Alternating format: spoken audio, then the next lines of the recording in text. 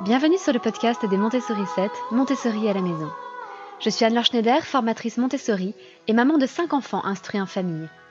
Ma mission, c'est d'aider les parents, les assistantes maternelles, bref, tous ceux que dans notre communauté nous appelons des souricettes, à mettre en pratique la philosophie Montessori chez eux, avec leurs enfants ou les enfants qu'ils gardent. Dans ce podcast, nous parlerons donc de pédagogie Montessori, mais aussi de discipline positive, d'instruction en famille, ce que l'on appelle aussi l'école à la maison, de co-schooling et de bien d'autres choses encore. Aujourd'hui, comme je l'ai déjà fait un certain nombre de fois, je vais répondre à la question d'une auditrice qui m'a laissé un petit message sur le répondeur du podcast.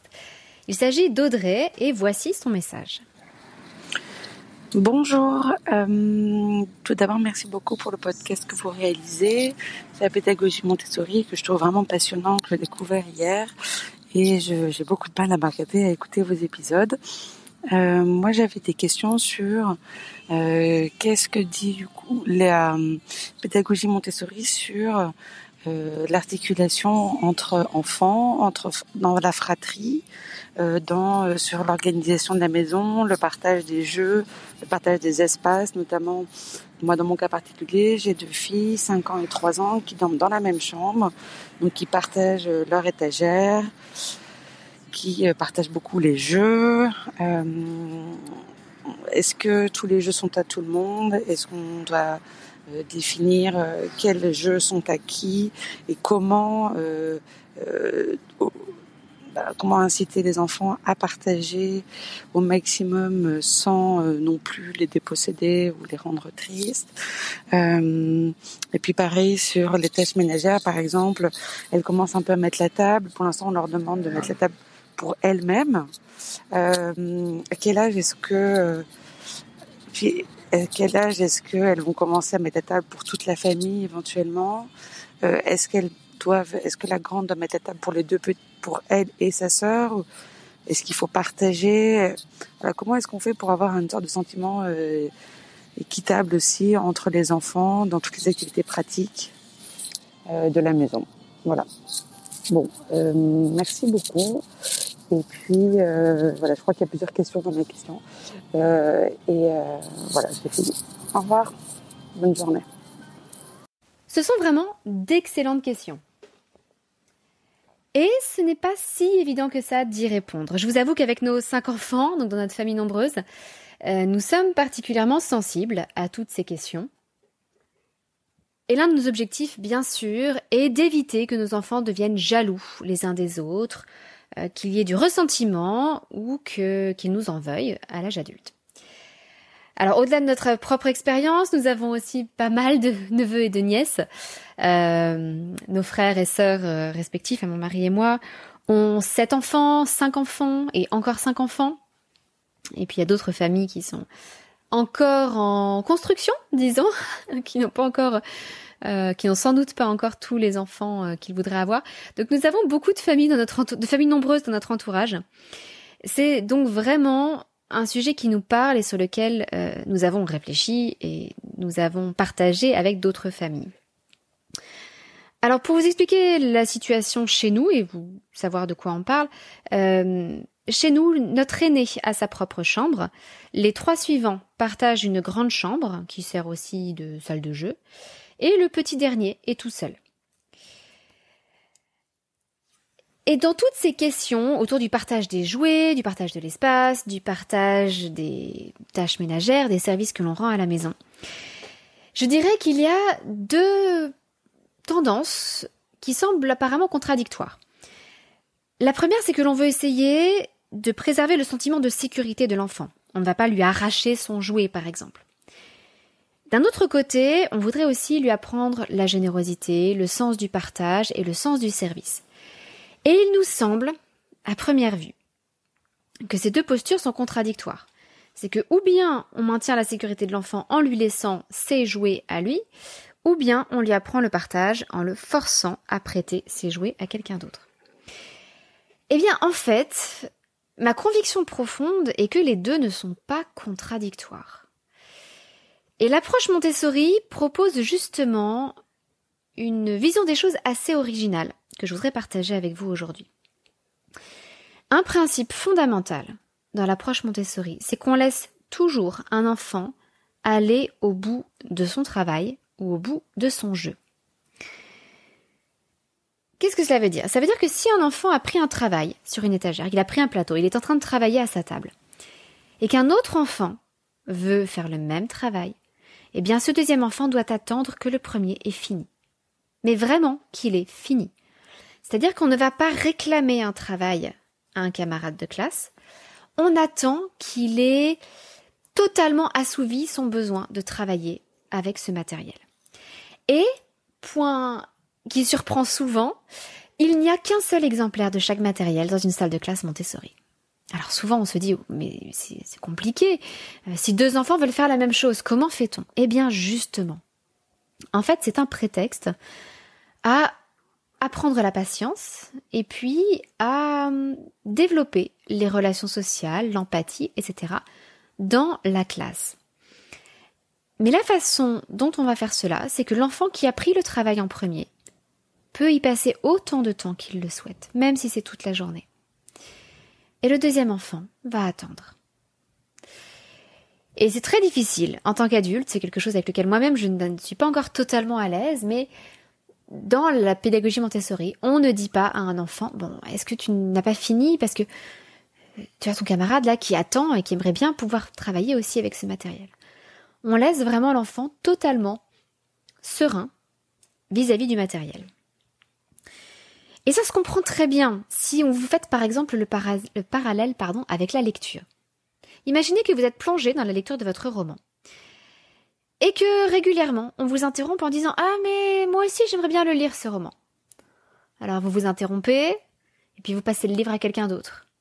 Et puis vous le récupérez plus tard et vous ne retrouvez plus votre page, vous ne savez plus où vous en êtes, qui sont les personnages, c'est un peu compliqué.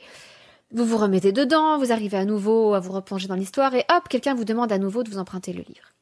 Imaginez à quel point vous seriez frustré et à quel point vous deviendriez protecteur envers ce livre. C'est-à-dire que plus on vous le demanderait, moins vous auriez envie de le prêter.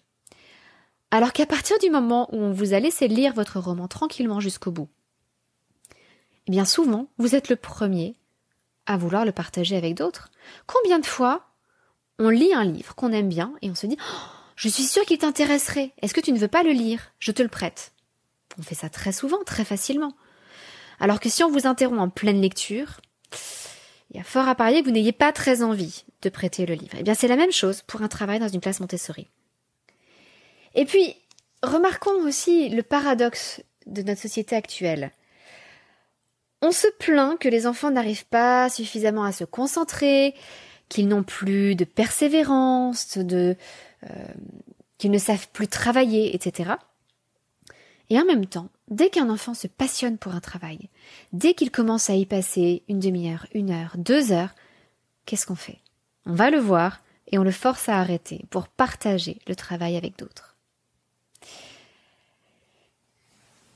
Une fois sécurisé, une fois que l'enfant aura eu la conviction qu'il pouvait travailler sereinement sur quelque chose, ou, puisque là on parlait de jouer, ou qu'il peut jouer sereinement avec quelque chose, une fois sécurisé, l'enfant commencera plus facilement à être généreux.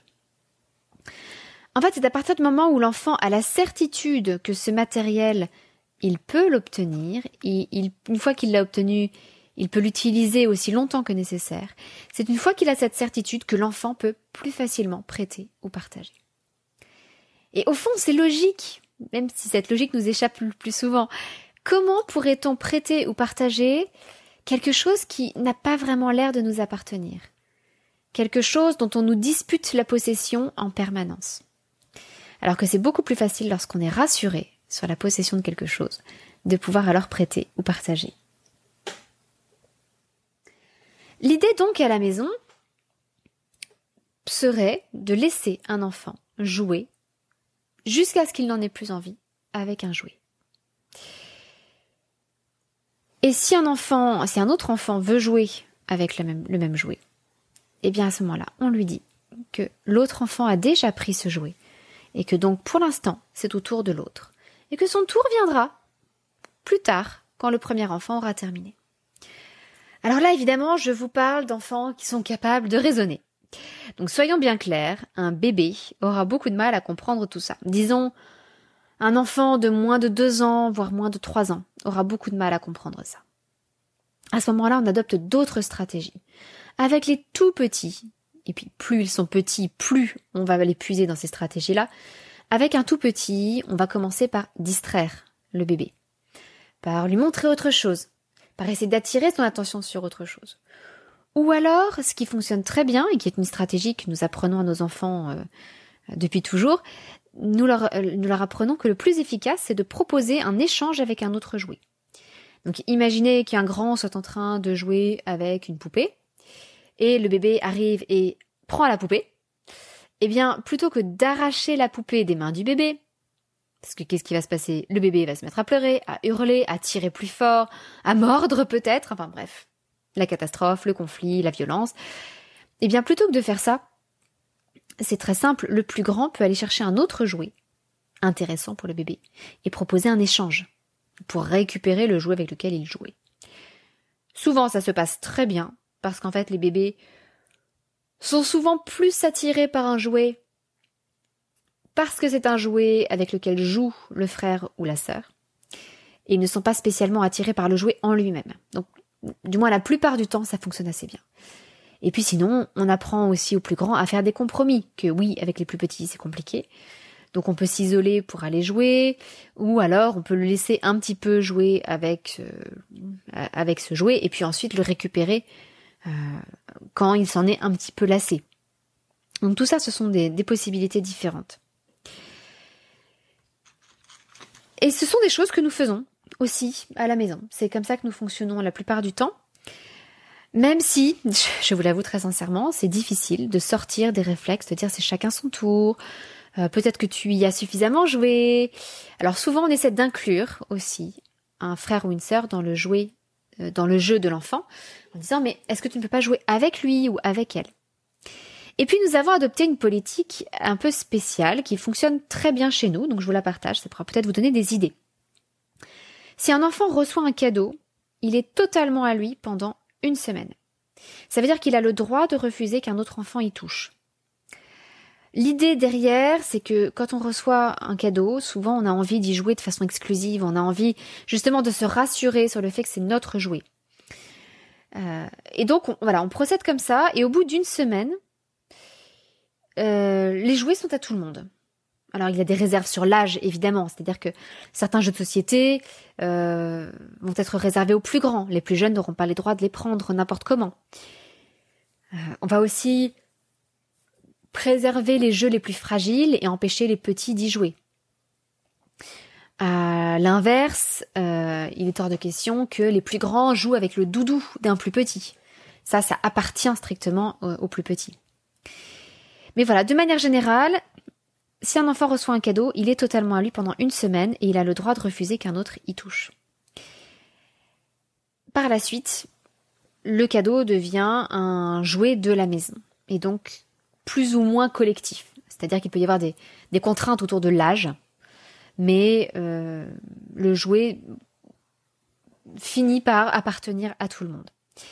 Et puis, on a une petite exception à cette règle, c'est que certains jouets ou cadeaux très spécifiques appartiennent à un enfant en particulier. Donc, chaque enfant a une caisse à objets personnels que les autres n'ont pas le droit de toucher. Alors, dedans, il peut y avoir un doudou, il peut y avoir un cadeau de la meilleure copine, il peut y avoir, alors je pense en particulier à une boîte de crayons et de feutres d'art qui aurait été très vite abîmée par les plus jeunes et qui est réservée à l'une de nos filles. Ça peut être des choses aussi que les enfants se sont achetées avec leur argent de poche en économisant. Et des choses qui sont consommables, comme des peintures, par exemple, qui leur ont été offertes aussi spécialement. Voilà, certains de nos enfants ont des objets artistiques qui leur sont réservés. C'est aussi un peu la même chose pour tout ce qui est consommable. Alors je pense à des boîtes artistiques. Vous connaissez peut-être les boîtes Djeco, qui sont des kits artistiques. Eh bien, une fois que... Alors, il peut y avoir plein de choses, que le sable coloré ou que les petits dessins à peindre, etc. ont été utilisés, eh bien, on ne peut plus les utiliser. Donc, l'enfant à qui on a offert ce cadeau est son propriétaire. Il peut le partager avec d'autres enfants, d'autres de ses frères et sœurs, mais il n'est pas obligé. Voilà, parce que ce jeu est limité. C'est exactement comme dans une classe Montessori où on va proposer aux enfants, par exemple, de faire du pain. Eh bien, il ne peut pas y avoir 30 enfants qui font du pain, parce qu'il n'y a pas assez de farine, le pain ne serait pas mangé, etc. Donc, on met souvent en place un système de tickets, par exemple, où le premier enfant qui prend un ticket pourra faire la moitié du pain, et le deuxième enfant qui prend un ticket pourra faire l'autre moitié du pain. Quand les ressources sont limitées comme ça, évidemment, il faut établir d'autres règles. Mais bon, je me dis que ça peut vous donner des idées sur comment mettre en place des règles de partage ou pas chez vous. En tout cas, ça a l'avantage de développer d'un côté la sérénité face à la possession d'un jouet. Si on laisse un enfant jouer tout son saoul avec un jouet, eh bien, il ne ressent pas le besoin d'être en compétition avec les autres pour y jouer. Il peut simplement commencer à y jouer et y jouer tant qu'il en a envie. Donc les enfants sont plus sereins ensuite pour partager. Et puis, voilà, ces quelques limites autour nous permettent quand même d'enseigner aux enfants ce qu'est la propriété. Ce que ça veut dire que de posséder quelque chose, d'en prendre soin, d'en être responsable. Donc ça, c'est quand même quelque chose de pratique aussi, en particulier quand il s'agit de ressources un peu artistiques et avec des consommables. Voilà donc comment nous faisons et comment la pédagogie Montessori nous propose de procéder pour le partage le partage des jouets, tout simplement. Et puis, l'autre question d'Audrey concernait les tâches ménagères. Doit-on demander à un enfant de ne mettre par exemple que son propre couvert, ou tous les enfants doivent-ils mettre la table pour tout le monde ? Comment partager les services de la maison pour que chacun ait le sentiment qu'on a été équitable ? Tout ça, ce sont des questions très, très intéressantes, très justes, et qui ne sont pas forcément évidentes à régler, parce que c'est souvent une grande source de conflit à la maison que de partager les tâches ménagères, puisque tout le monde n'a pas les mêmes compétences dans une fratrie, et dans une famille en général. Un adulte n'a pas les mêmes compétences qu'un bébé de 18 mois, qui lui-même n'a pas les mêmes compétences qu'un enfant de 6 ans ou de 12 ans. Et donc, il faut prendre en compte, à mon avis, 2 choses importantes pour la répartition des tâches ménagères. Premièrement, le sens social de l'enfant ainsi que sa capacité à travailler en équipe. Je m'explique. C'est quelque chose qui se développe avec le temps.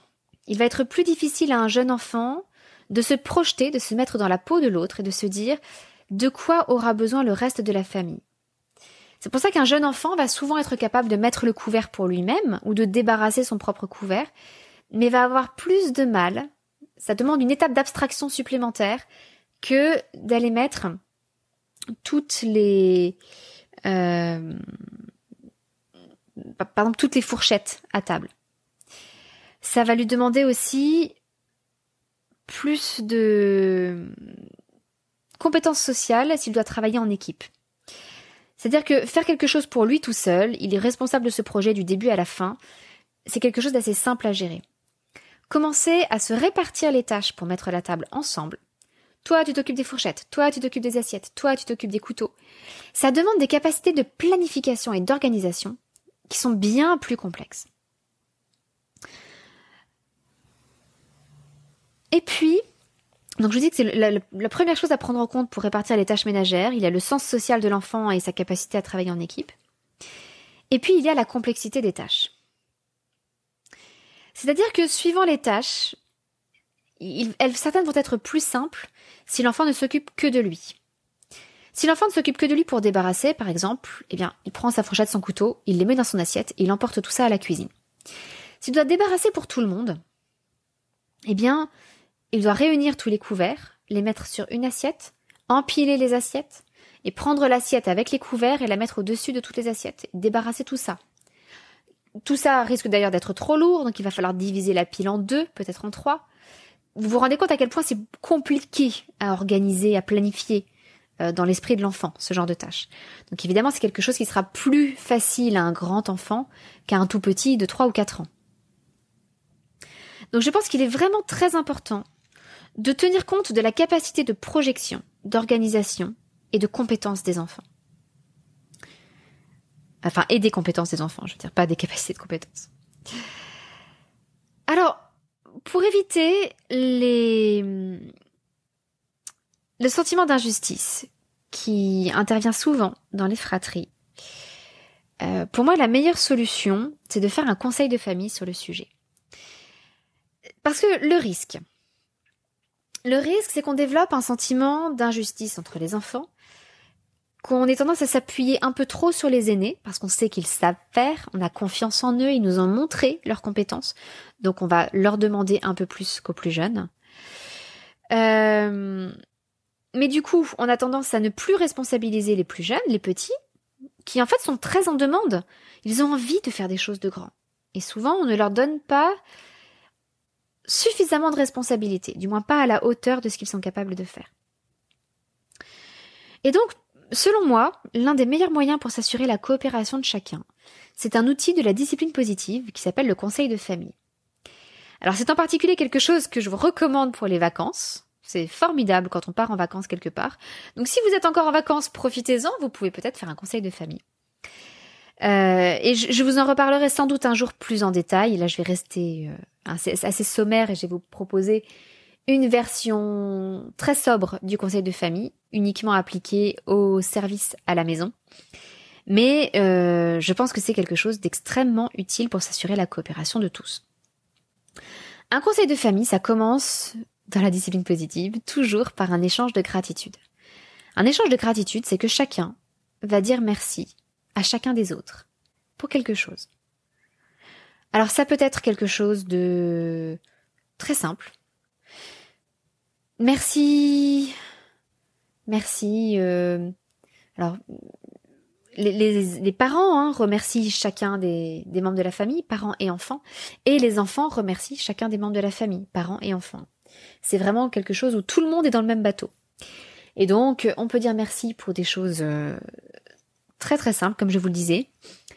Merci d'avoir cuisiné avec moi aujourd'hui. Merci de m'avoir consolée quand je suis tombée.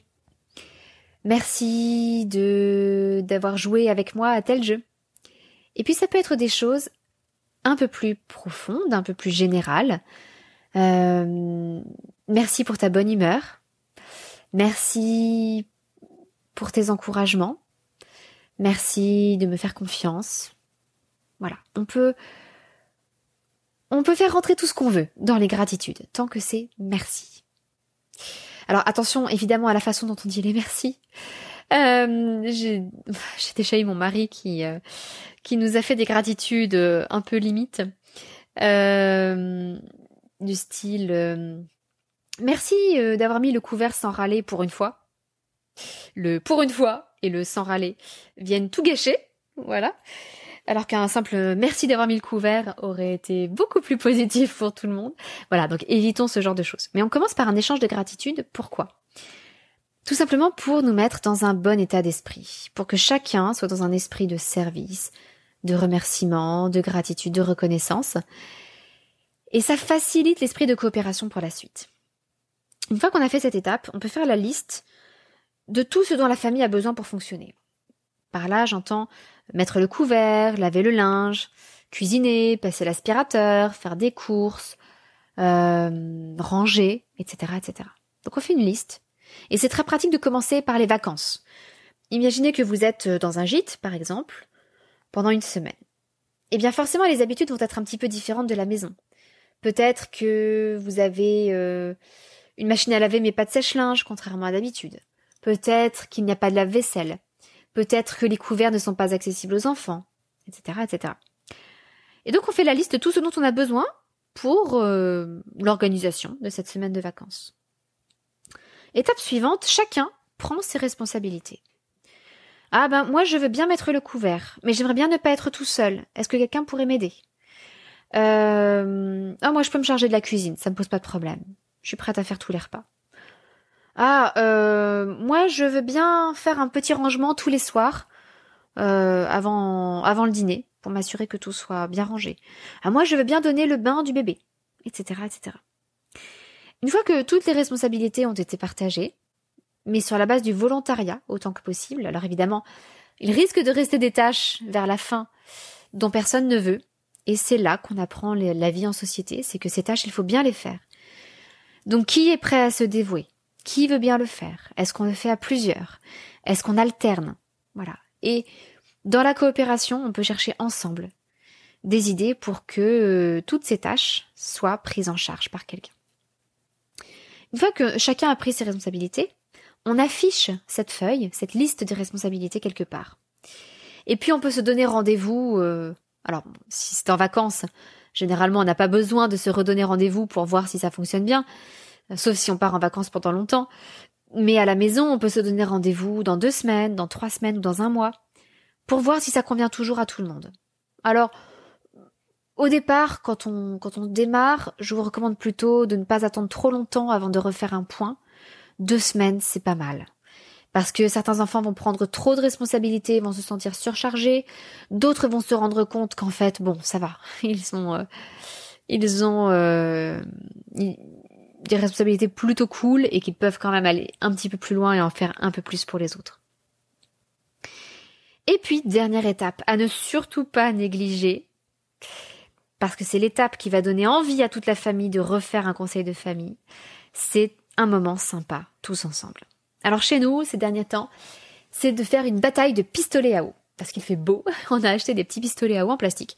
Et donc tout le monde prend un pistolet et on fait une bataille de pistolets à eau.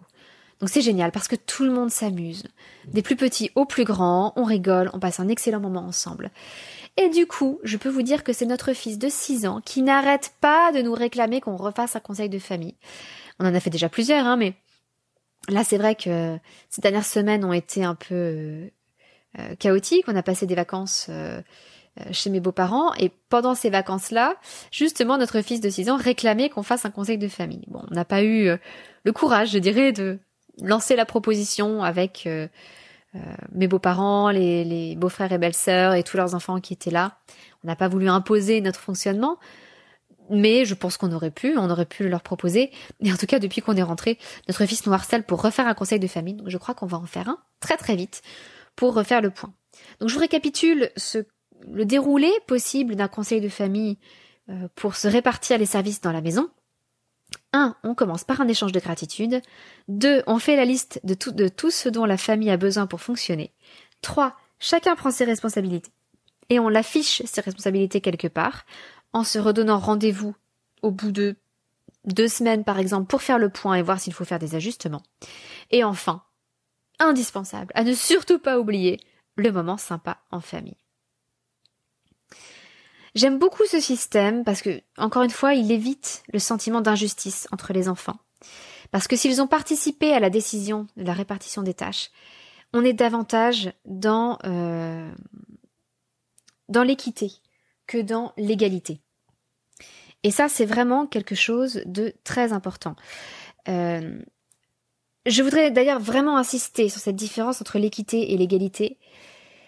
Il y a un dessin que j'aime beaucoup, je vous mettrai le lien dans cet épisode, dans les notes de cet épisode, un dessin humoristique qui présente une famille derrière une palissade.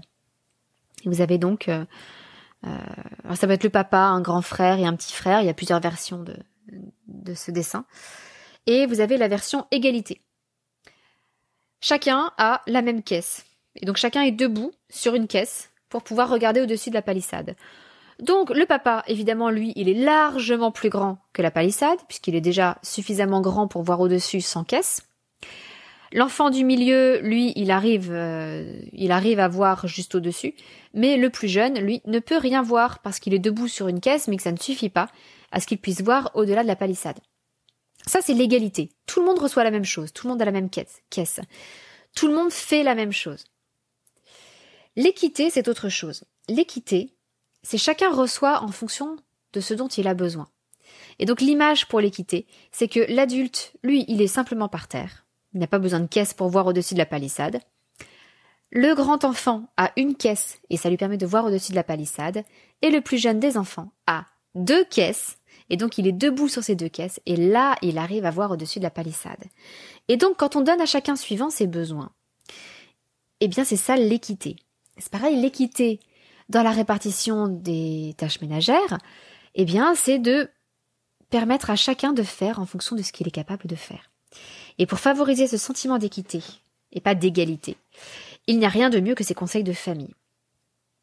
Encore une fois, ça évitera aussi de s'appuyer à outrance sur les aînés. Ça permet de responsabiliser les plus jeunes et ça permet accessoirement de montrer aux enfants tout ce que les parents font pour eux, même s'ils ne le voient pas. Les lessives, qui ne se font pas par magie, certains travaux ménagers, le travail administratif, etc., etc. Tout ça, ça permet d'en parler auprès des enfants et donc de montrer que les adultes aussi participent beaucoup à la vie de famille, même si les enfants n'en ont pas toujours l'impression. Donc voilà Audrey, j'espère que j'aurai un petit peu répondu pendant cet épisode à vos excellentes questions sur l'approche Montessori dans la fratrie. Et je voudrais simplement finir en disant que tout ce dont j'ai parlé sur les tâches ménagères, évidemment, ça n'est possible que si les enfants ont la possibilité de s'entraîner sur ces activités concrètes du quotidien. Sans entraînement, ils ne seront pas capables de rendre service et de participer à la vie de la famille. Et mine de rien, s'ils ne participent pas à la vie de la famille, ils ne réussiront pas à développer leur sentiment d'appartenance envers cette famille. Ils ont besoin de contribuer. C'est un besoin fondamental de l'être humain. Eh bien, c'est là qu'intervient la vie pratique Montessori. À travers les activités de vie pratique Montessori, les enfants vont apprendre à perfectionner leurs gestes, à devenir plus autonomes au quotidien, et par exemple, à pouvoir plus facilement s'habiller tout seul, à pouvoir mettre le couvert, se verser à boire ou se servir à manger. Ils apprendront aussi à ranger, à nettoyer leur environnement, à en prendre soin, à l'entretenir. Et puis ils apprendront aussi à prendre soin d'eux-mêmes, parce que dans les activités de vie pratique, il y a le soin de la personne. On apprend à se laver les mains, à laver ses vêtements. On peut apprendre ainsi à se coiffer, on peut apprendre toutes sortes de choses. Et donc toutes les activités de vie pratique Montessori vont permettre à l'enfant de prendre un temps d'entraînement pour ensuite prendre des responsabilités dans la famille, assumer certains services pour tous. Donc je pense que le conseil de famille, qui est un outil issu de la discipline positive, est absolument indissociable de la vie pratique Montessori, qui va rendre possible la prise de responsabilité des enfants. Alors si vous écoutez ce podcast en temps réel, donc si vous l'écoutez au mois d'août 2021 ou vraiment tout début septembre 2021, eh bien vous avez de la chance parce que si vous avez envie de proposer des activités de vie pratique à votre enfant, justement, ma formation Vie pratique Montessori est actuellement ouverte. Donc n'hésitez pas à aller y jeter un œil. Le lien est comme d'habitude dans les notes de cet épisode. Et puis si jamais vous n'écoutez pas cet épisode en temps réel, eh bien ça n'est pas grave, vous pouvez toujours aller jeter un œil au catalogue de formation pour voir si cette formation est actuellement ouverte. Voilà, j'espère Audrey que ma réponse vous aura aidé. N'hésitez pas si vous voulez vous aussi me poser votre question. Il y a un petit répondeur sur la page du podcast www.montessori7.fr www.montessori7.fr je vous avoue que je ne sais même plus /podcast. Je vérifie en temps réel avec vous, c'est ça, /podcast. www.montessori7.fr/podcast. Eh bien, je vous dis à la semaine prochaine. Et d'ici là, j'espère que vous aurez l'occasion de faire un conseil de famille avec vos enfants ou de tester la technique qui consiste à ne pas imposer le partage des jouets, mais à simplement les laisser jouer tout leur saoul avec le jouet qu'ils sont en train d'utiliser.